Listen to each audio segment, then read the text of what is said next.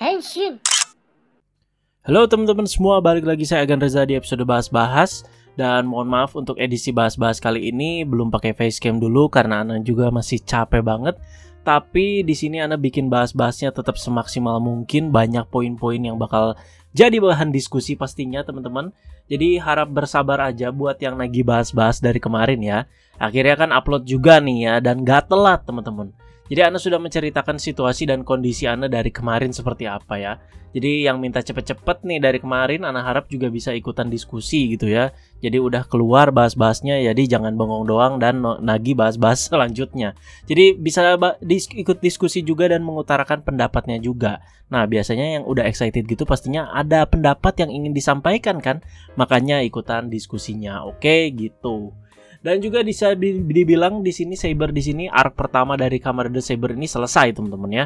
Jadi bagaimana menurut kalian? Bisa kalian tulis juga di kolom komentar setelah kalian menonton bahas-bahas Ana lebih dulu ini sampai habis ya. Dan Ana juga kepikiran bikin podcast buat ngomongin arc pertama untuk si Saber ini. Jadi hitung-hitung juga sekalian simulasi untuk konten membership tahun depan. Ya, sekali lagi ini masih ancang-ancang doang, masih masih ingin coba-coba teman-teman ya. Menurut kalian gimana? Jadi nanti kalau misalkan terwujud ya nanti bakalan ada podcast teman-teman ya. Kalian juga bisa ikutan diskusi langsung sama Ana. Sekali lagi ini dalam rangka simulasi untuk konten membership.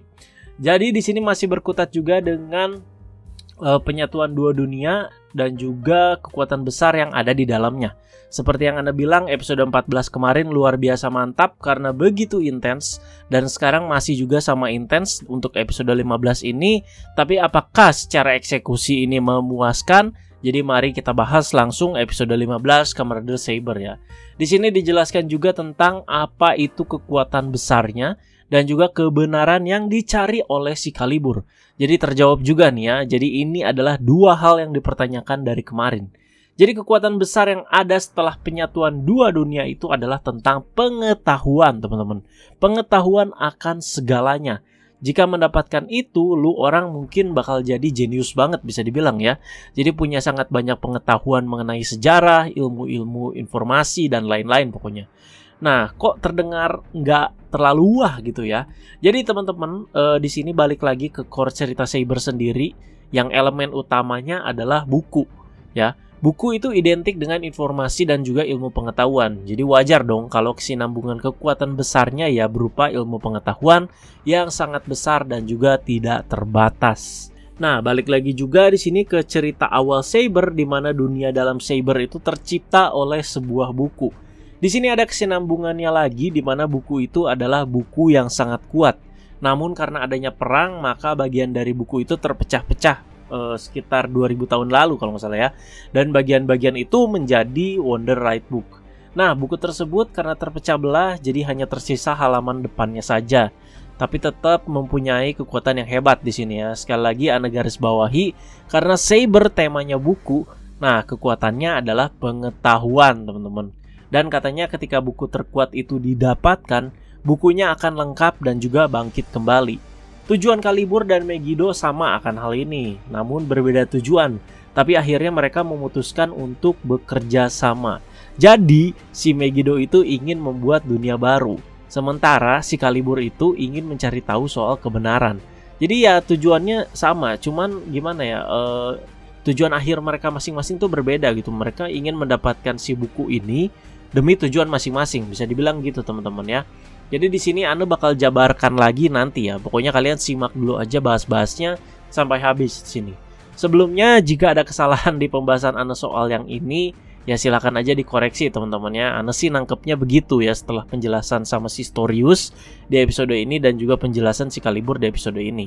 Karena semua teori yang dijelaskan di Saber ini menurut Anda gimana ya, nggak dapet amat pakemnya gitu ya. Jadi harus menduga-duga sendiri.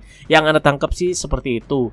Nah, sebelumnya jika ada kesalahan sekali lagi silahkan dikoreksi aja teman-teman ya. Dan di tengah-tengah mengejar Calibur, si Toma ini kalah dan termakan oleh kegelapan. Jadi ini case-nya hampir sama kayak Kento di episode-episode sebelumnya ya. Jadi hilang termakan kegelapan karena efek dikalahkan oleh si Angkokuken Kurayami. emang terjadinya secara cepat, jadi highlightnya juga nggak terlalu dapet. Tapi case-nya sih sama gitu ya, si Toma mengalami apa yang dialami si Kento secara cepat di sini teman-teman ya. Tapi syukur di sini Toma menemukan roh Kento di dalam kegelapan itu, di dalam proses termakan kegelapan bisa dibilang ya di sini ya, dan menemukan resolusi dia kembali. Jadi si Kento ini kalau di Star Wars ini macam Force Ghost lah teman-teman ya. Dan sampai di sini para anggota Sword of Logos juga sepertinya belum ada niatan atau upaya untuk mengembalikan si Kento teman-teman ya. Jadi setelah kemarin si Kento itu ngilang, jadi kayak ayo kita balikin Kento gitu. Belum ada gitu sampai situ ya. Jadi mungkin juga antara sudah pasrah, mungkin mereka udah tahu gitu ya, Kento itu tidak bisa balik lagi mungkin ya. Jadi kalau teorinya udah termakan kegelapan itu mungkin ya udah hilang selama-lamanya, atau mungkin belum dibahas aja gitu ya teman-teman ya. Jadi Ana juga yakin ke depannya si Kento ini bakal balik lagi sih ya.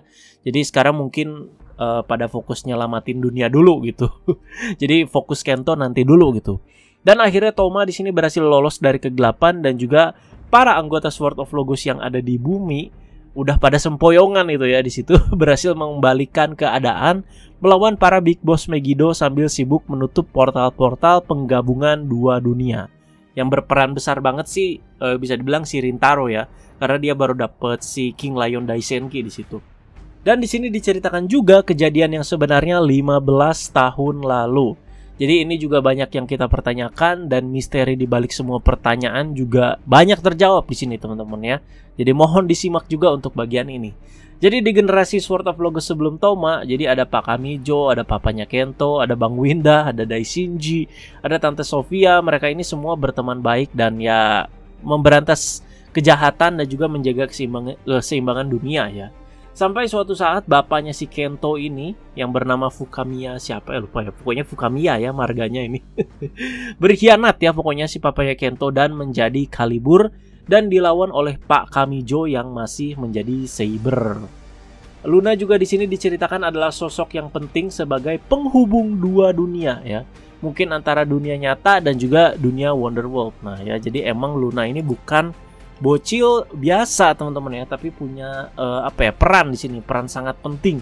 Mungkin bisa dibilang perannya lebih penting dari si Toma dan juga si Kento saat masih kecil ya.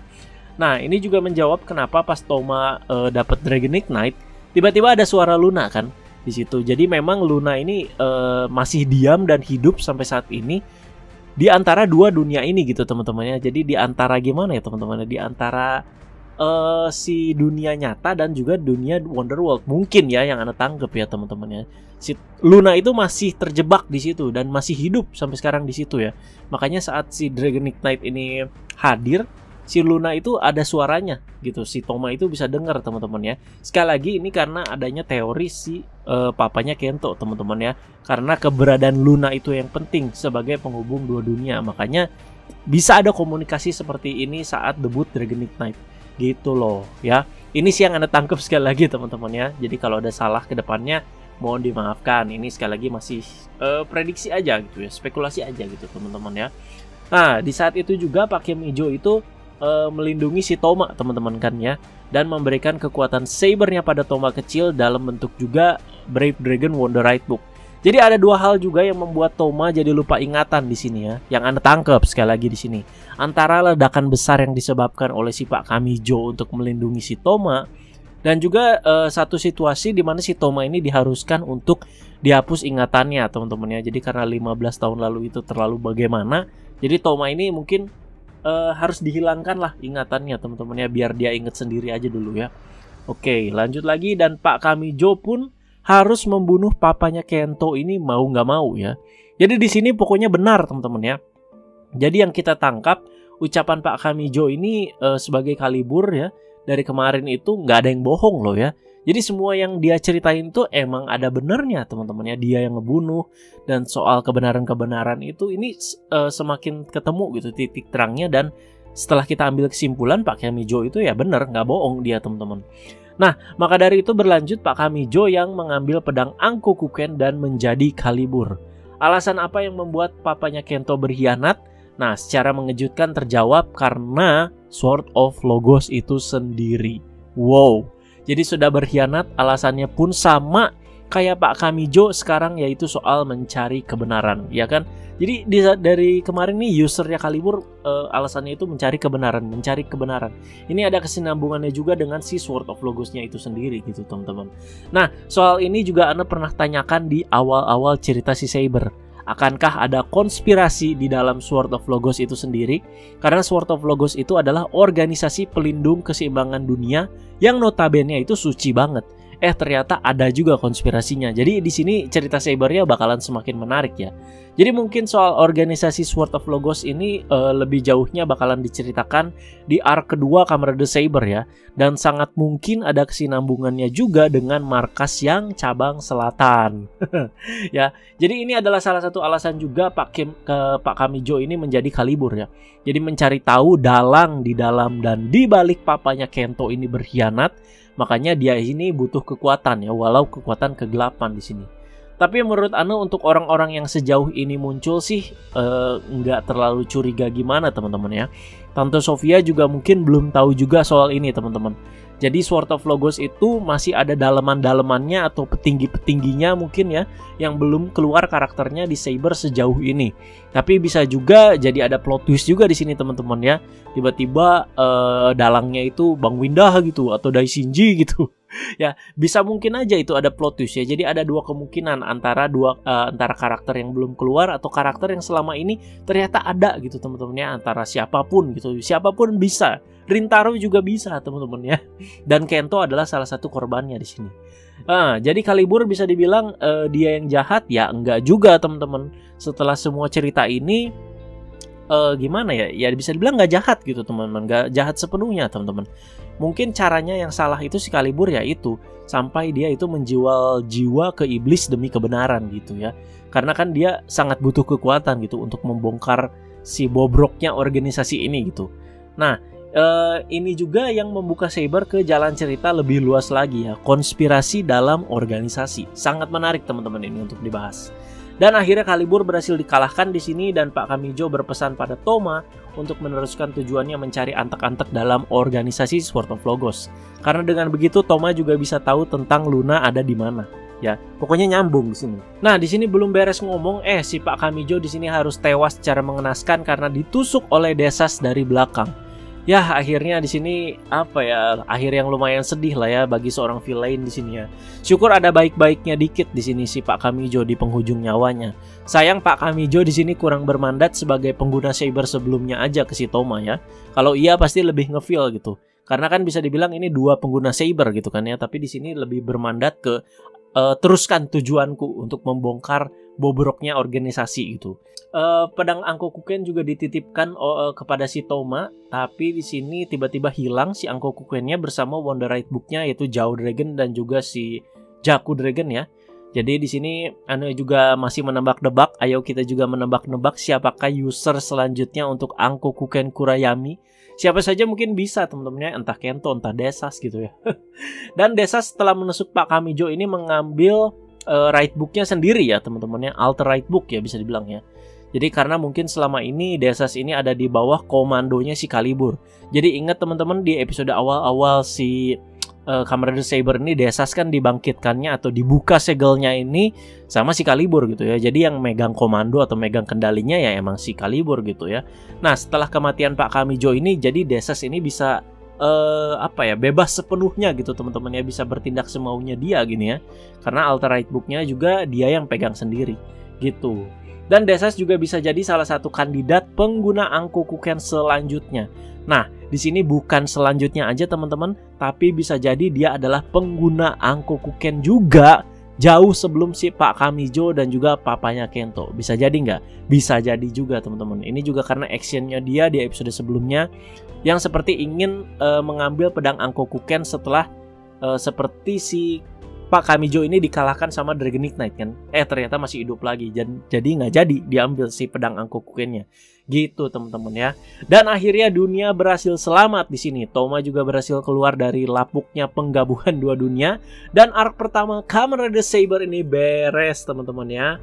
Dan episode 16 mulai arc kedua Kamen Rider Saber. Di sini Toma bakal diserang sama para anggota Sword of Logos Jadi ini mungkin juga karena mulai ada bumbu-bumbu curiga yang dikasih tahu sama si Pak Kamijo di episode ini ya. Jadi si Toma ini mulai menjaga jarak bisa dibilang ya, mulai berhati-hati di Sword of Logos itu sendiri ya. Sampai dia mungkin diserang gitu teman-teman ya. Tapi mungkin prosesnya sangat cepet ya. Kenapa tiba-tiba dia ini bisa diserang? Mungkin bakalan ada sedikit kurang nyaman di episode 16 karena dibarengi juga dengan si pria Avalon yang bernama Yuri juga yang akan beraksi ya.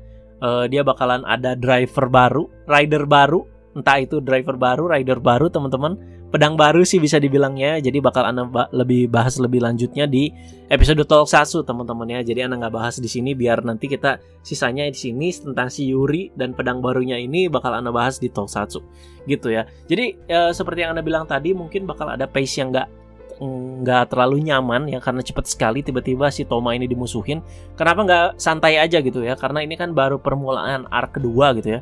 Santai aja gitu ya. Mungkin bisa episode 16 ini bisa ke lebih prosesnya. Terus juga episode 17 baru si para member-member Sword of Logos ini menyerang si Toma gitu ya. Biar lebih nyaman aja gitu ceritanya. Nggak usah buru-buru banget lah gitu bisa dibilang ya. Dan episode 17 itu baru tayang katanya sih tanggal 10 Januari teman-teman ya. Jadi Ana bakal santuy aja bahas episode 16-nya ya teman-teman ya. Masih ada waktu 2 minggu teman-teman ya. Jadi sudah jelas infonya teman-teman ya. Episode 17 itu bakalan tayang 10 Januari. Jadi santuy aja teman-teman ya. Ana masih banyak sekali waktu ya. Jadi ini juga masih transisi kan untuk tahun baru ya. Ana juga masih harus menyiapkan konten-konten dan banyak hal yang berbeda untuk tahun baru teman-teman. Jadi nanti pastinya bakal Ana kasih tahu juga di video ya, biar kita ngobrol juga, biar kalian bisa kasih masukan juga. Dan kalau jadi sesuai janji Ana itu kita bakalan podcast teman-teman ya. Ana juga masih bingung sistematisnya seperti apa. Mungkin bakalan ada Discord biar kalian juga bisa langsung ngobrol langsung sama Ana juga dan langsung di live-in juga di YouTube. Pokoknya kalian tungguin aja teman-teman. Segitu aja teman-teman untuk episode 15 Kamen Rider Saber. Syukur nggak telat ya teman-teman. Di sini Ana juga dalam rangka untuk menjaga stamina, mengembalikan kebugaran, dan juga di sini ngejar konten-konten lain yang ketinggalan ya. Jadi ini bener-bener hektik, dimana kebalik di sini ya. Anu itu beres liburan, orang itu baru mulai liburan ya. Di sini orang liburan, Anu baru mulai kerja lagi ya.